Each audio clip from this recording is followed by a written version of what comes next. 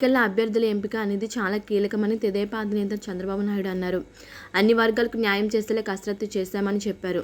సమర్థులైన వ్యక్తులను ఎంపిక చేయకపోతే ప్రజల ఆమోదం ఉండదన్నారు. తెదేపా ఎమ్మెల్యే, ఎంపీ అభ్యర్థులకు విజయవాడలో ప్రత్యేక వర్క్షాప్ నిర్వహించారు. ఈ కార్యక్రమానికి జనసేన, భాజపా నేతలు కూడా హాజరయ్యారు. ఇందులో చంద్రబాబు పాల్గొని అభ్యర్థులకు దిశానిర్దేశం చేశారు. ఎన్నికల్లో అప్రమత్తంగా ఉండాల్సిన అవసరం ఉంది. రాష్ట్రంలో రౌడీయిజం, అధికార దుర్వినియోగం కనబడుతుంది. వీటన్నిటిని దృష్టిలో పెట్టుకుని అభ్యర్థులంతా అప్రమత్తంగా ఉండాలి.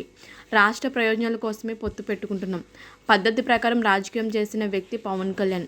పొత్తులో భాగంగా 31 మందికి సీట్లు ఇవ్వలేకపోయాం. వాళ్ళు చేసిన త్యాగం నేనెప్పుడు మర్చిపోను. సీట్లు రాని అభ్యర్థుల బాగోగులు మేము చూసుకుంటాం. కేంద్ర రాష్ట్ర ప్రభుత్వాల్లో అవకాశం కల్పిస్తాం. 3 పార్టీల పొత్తు తర్వాత చాలా జాగ్రత్తగా అభ్యర్థులను ఎంపిక చేస్తాం.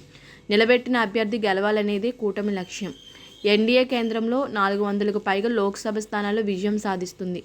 రాష్ట్రంలో కూటమికి 160కి పైగా అసెంబ్లీ సీట్లు వస్తాయి. కడప ఎంపీ సీట్ని మనమే గెలవబోతున్నాం. ఆ పార్టీ అభ్యర్థి, ఈ పార్టీ అభ్యర్థి అని చూడొద్దు. అందరూ ఎన్డీఏ అభ్యర్థులుగానే భావించాలి.